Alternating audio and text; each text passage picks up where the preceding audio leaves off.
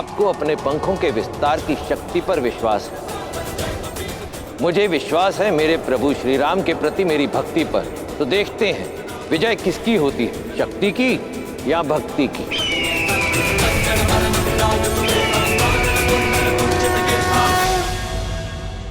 आइए पवन पुत्र, आपका स्वागत है।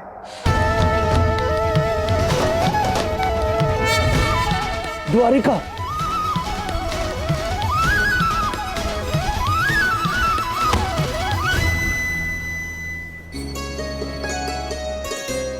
ये तो बड़ा अद्भुत स्थान है, अत्यंत सुंदर, दर्शनीय। लो, मैं तो आधी घड़ी में ही द्वारका पहुंच गया। वो वानर मुझसे स्पर्धा कर रहा था। गरुड़देव, कहाँ रह गए थे आप?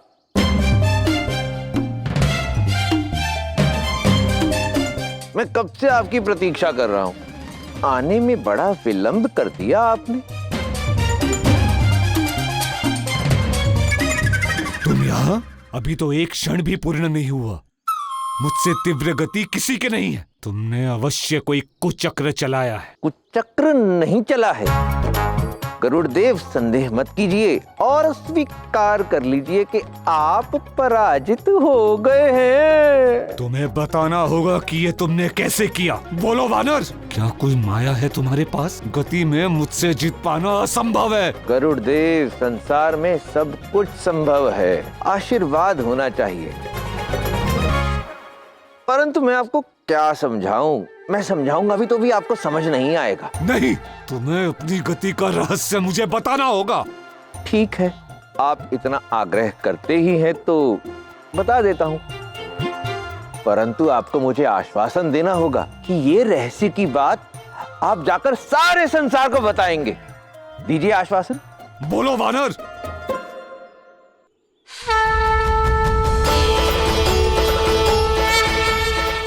जय श्री राम, जय श्री राम, जय श्री राम। क्या बताना चाहते हो वानर? ये राम नाम का जाप मेरे जीवन का मूल मंत्र ही नहीं है, यही मेरी गति का रहस्य भी है। इन 3 शब्दों में ऐसी क्या विशेषता है वानर?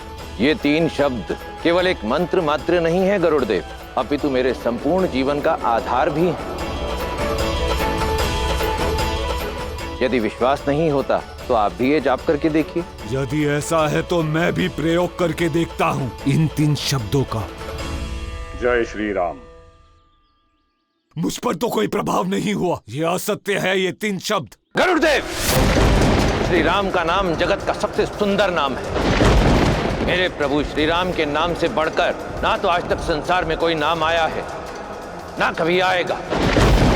प्रभु श्री राम का नाम संसार का एकमात्र सत्य है और मेरे प्रभु की शक्ति को आंकने का दुस्साहस मत कीजिए। सत्य को बदला नहीं जा सकता। श्री कृष्ण से बढ़कर कोई नहीं है। मैं तो यही कहूंगा तुम्हें, जो करना है कर लो वानर। गरुड़देव, अरे अरे, लग रहा है राधा और द्वारका से पहले गरुड़ को ही शिक्षा मिलेगी।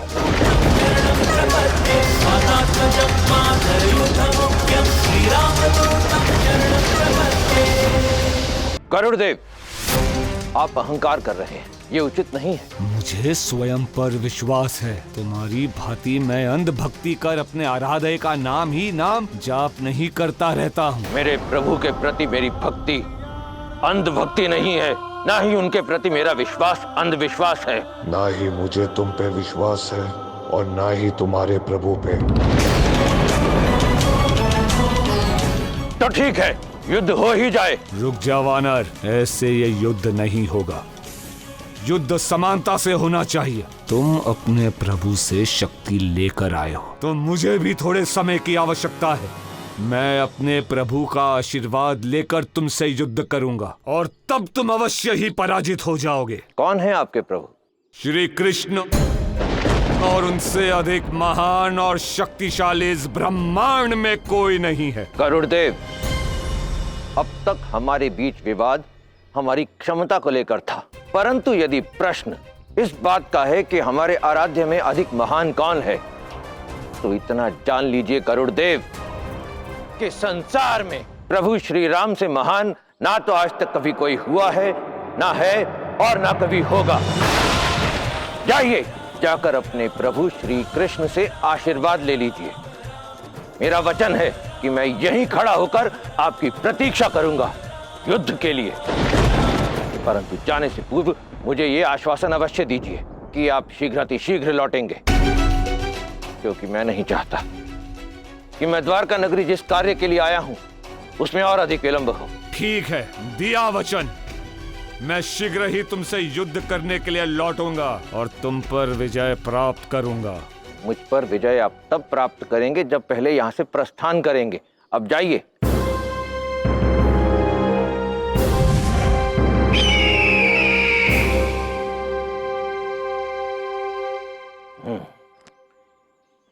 मेरी गणना के अनुसार तो ये द्वापर युग चल रहा है, परंतु इन सबको देखकर लगता है लक्षण तो पूरे कलयुग वाले हैं। घोर अनर्थ है कि द्वापर युग के वासियों को तनिक भी बोध नहीं है इनके इतिहास का, कि कौन महान है और कौन महान नहीं है।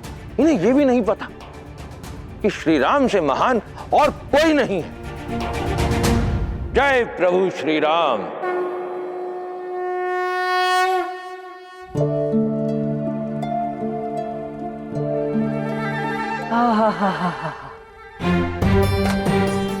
यहाँ का ये स्वादिष्ट आयोजन देखकर तो ऐसा प्रतीत होता है कि उस अतिथि के आने से पूर्व ही हमारी सारे आयोजन संपन्न हो जाएंगे।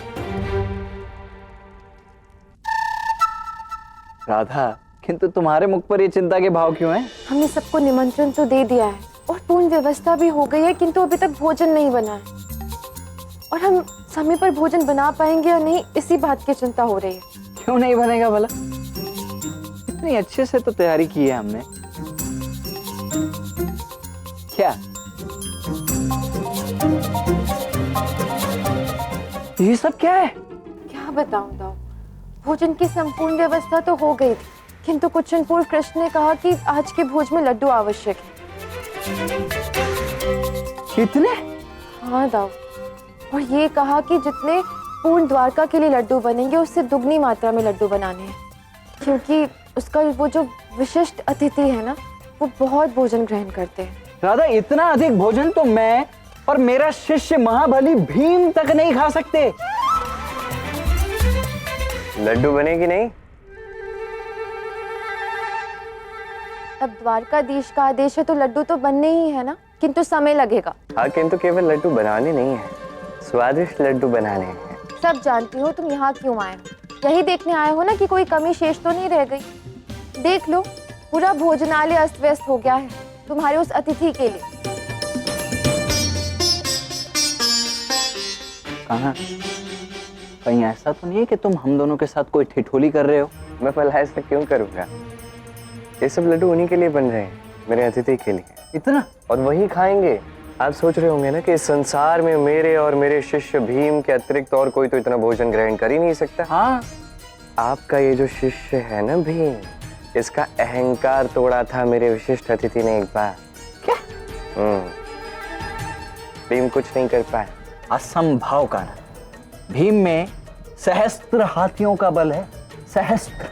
वही भीम मेरे विशिष्ट अतिथि का बाल भी बांका नहीं कर पाया। वास्तव में है तो मुझे आज तक ज्ञात क्यों नहीं हुआ कि भीम के अतिरिक्त भी भीम से अधिक शक्तिशाली कोई व्यक्ति है धरती पर? आपको बताएगा कौन? उनको बताएगा कौन? भीम बताएगा। कैसे? अपने घोर अपमान के विषय में आपको कैसे बता सकता है? अब मेरे साथ ऐसी बात है ना कि मुझे कुछ बताने की आवश्यकता ही नहीं होती, मुझे सब पहले से ही ज्ञात होता है। अब आप दोनों को यदि जानना है तो मैं बता सकता हूँ।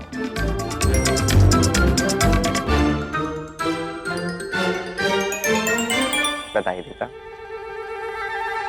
तो ये बात है उस समय की जब पांडव वनवास के लिए वन में गए थे। वहां द्रौपदी को एक अत्यंत सुंदर दिव्य कमल के पुष्प की पंखुड़ियां मिली। वो अत्यंत सुंदर थी और वो द्रौपदी के आसपास आके गिरी। उसके सुगंध से द्रौपदी मंत्रमुग्ध हो गई और ये भीम ने देख लिया। भीम ने कहा कि अब मैं आपके लिए कहीं से भी ये पुष्प ढूंढ के लेके आऊंगा। अब द्रौपदी तो वो पुष्प चाहती थी, किंतु उसने कहा कि आर्य भीम, यदि आप इस दिव्य पुष्प को लाने जा रहे हैं तो निश्चित रूप से सतर्क रहिएगा, क्योंकि ऐसे दिव्य पुष्प के पास कोई गण या कोई गंधर्व हो सकते हैं और वो उस पुष्प के लिए आप पर आक्रमण भी कर सकते हैं। भीम को तो तब अहंकार था अपनी शक्ति पे। उसने कहा कि ऐसा कुछ नहीं होगा, वो पुष्प मैं लेके आऊंगा और सरलता से लेके आऊंगा। अब मेरे विशिष्ट अतिथि के विषय में एक बात बताता हूं। अहंकार को वो भली भांति पकड़ लेते हैं, अच्छे से पहचानते हैं, और उन्होंने भीम के इस अहंकार को पहचान लिया।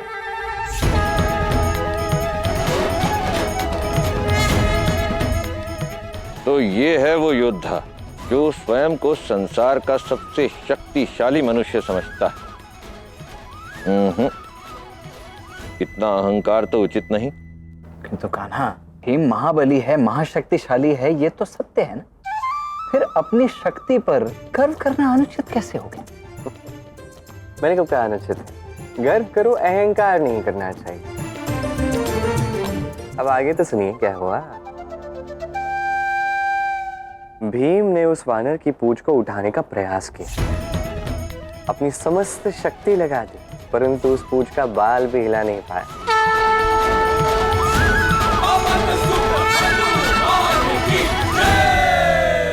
भीम की छोड़ो, तुम अपने अतिथि के बारे में बताओ। ये तुम्हारा कैसा अतिथि है कान्हा, जिसकी पूंछ है? कहीं तुम्हारा अतिथि कोई वानर तो नहीं है? हा? नहीं, देखो, यदि वानर है भी तो हमें कोई आपत्ति नहीं है। क्यों राधा है? बस बता दो। आपत्ति होगी भी नहीं, हंस लो जितना हंसना है, पर इस प्रकार उस महापुरुष का अपमान करना उचित नहीं। और वैसे भी उनके स्वागत के लिए मुझे जाना होगा, अनेक कार्य शेष है। हाँ हाँ, चिंता मत करो, तुम्हारे अतिथि के आतिथ्य में कोई कमी शेष नहीं रहेगी। बस यही चाहता।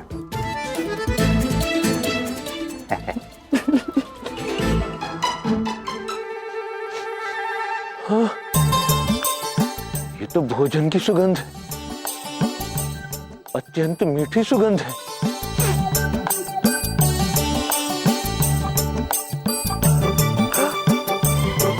असंभव, ये कैसे हो सकता है? ये तो बिल्कुल वैसे ही स्वादिष्ट लड्डुओं की सुगंध है जैसी माता सीता अपने इस पुत्र के लिए बनाया करती थी। ये तो चमत्कार हो गया। ये लड्डुओं की सुगंध तो मुझे अपनी ओर खींचे जा रही है, आकर्षित कर रही है। मुझे लड्डू खाने। लड्डू कैसे खाऊंगा? वो गरुड़ देव आने वाले हैं, उन्हें मैंने वचन दे दिया है कि यहीं खड़ा होकर आपकी प्रतीक्षा करूंगा। अब कर लो प्रतीक्षा, वहां लड्डू कोई और खा जाएगा। गरुड़ देव शीघ्र आइए ना, वहां लड्डू कोई दूसरा खा जाएगा। मुझे बहुत तीव्र भूख लग रही है।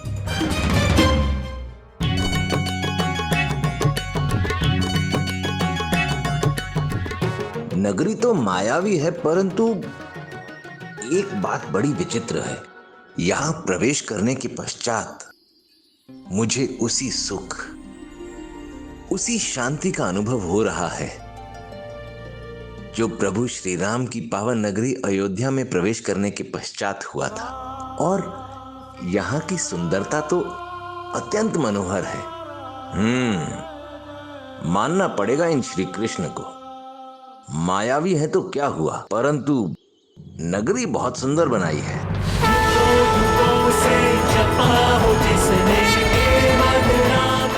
यदि मन में प्रेम और सच्ची भक्ति हो तो हर नगरी अयोध्या और द्वारका जैसी पावन लगेगी हनुमान।